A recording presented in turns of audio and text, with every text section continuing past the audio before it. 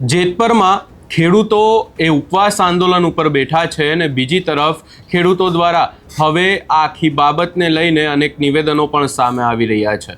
હવે ખેડૂતોની જે આ ઉપવાસ છાવણી છે ત્યાં મહિલાઓ શું કહી રહી છે એની વિગતે ચર્ચા કરીશું। નમસ્કાર, હું છું ઉજ્જવલ અને આપ જોઈ રહ્યા છો નિર્ભય ન્યૂઝ।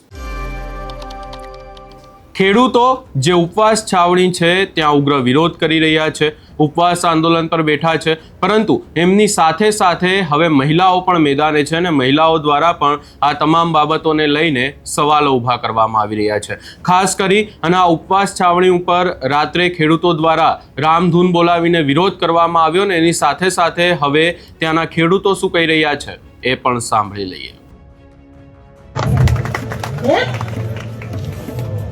तो एक एक शक्ति जागी जाए, एक एक गाम में आखा गुजरात ની નારી જાગી જશે ને તો વાર નહીં લાગે। દેશ ને નારી ઉપર ઉઠાવી હતી ને તો આવા એક અદાણી નું પતન શું ન કરી હતી।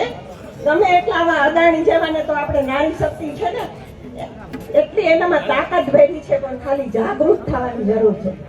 એક એક ગામમાં 10-10 બહેનોની ટીમ બનાવો, આખા ગુજરાતની બહેનોની ટીમ બનાવો તો એમ તો છું ભાઈ અહીંયા જેટલા ગામના ભાઈઓ આવ્યા છે ને તમારા ગામમાં ખેડૂતની 10-10 બહેનોની ટીમ બનાવો તમે। બરાબર છે, બરાબર ને? અને તમારા જેતપર ગામના તો બહેનોને તો અમે રોજ જોઈ છે, શું તાકાત છે અમારે। રોજ તમારા વિડિયા જોઈ છે, અમને અહીંયા લગી તમારા વિડિયા જ લઈ આવ્યા છે હે ને? તો બીજું તો બધું વધારે શું કેવું, તમારો ઉત્સાહ વધારવા અમે આવ્યા। હા, જે ભાઈઓ ગામડેથી આવે છે ને આ બહેનોનો ઉત્સાહ વધારવા હારે હારે બહેનોને લેતા આવજો રોજ તમે।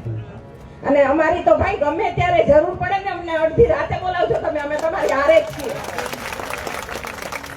ગમે ત્યારે અમને એક ફોન કરી દેજો।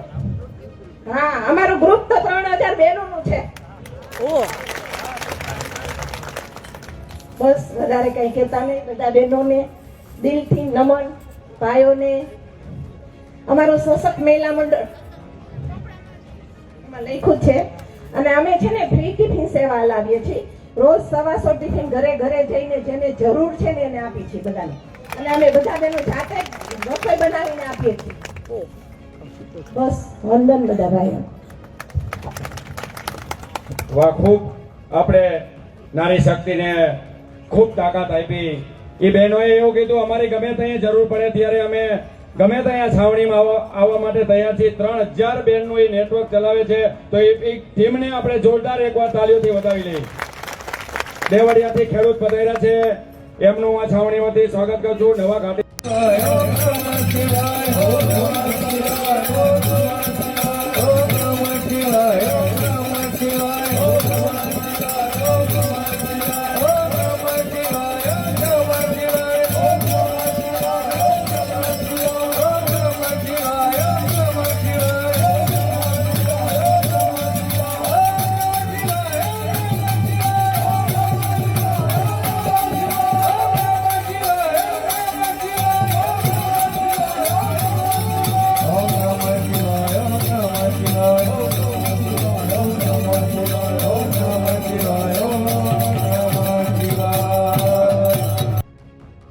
હવે ખેડૂતોનો આ વિરોધ એ જોવાનું રહેશે કે કેટલો આગળ જાય છે, કારણ કે અહીંયા સ્પષ્ટ સૌથી પહેલી જ વાત કરી દેવામાં આવી છે કે રાજકારણીઓએ આ વિરોધમાં જોડાવું નહીં। એટલે કોઈ પણ પાર્ટીના નેતાને સ્પષ્ટ અહીંયા કહી દેવામાં આવ્યું છે કે ખેડૂતોનો વિરોધ છે ને ખેડૂતો એમની લડાઈ જાતે લડી શકે છે, કોઈએ પણ આ વિરોધમાં ના જોડાવું। બીજી તરફ જો વાત કરવામાં આવે તો હવે એવી પણ વાતો થઈ રહી છે કે આ ખેડૂતોની વાત ક્યારે સાંભળવામાં આવશે, કારણ કે ખેડૂતો ઉપવાસ આંદોલન પર છે અને હવે એમને ક્યાંક ને ક્યાંક તમામ રીતે સહાય પણ આપવામાં આવી રહી છે, મેડિકલ ટીમ પણ પહોંચી હતી, ખેડૂતોનું ચેકઅપ પણ કરવામાં આવી રહ્યું છે।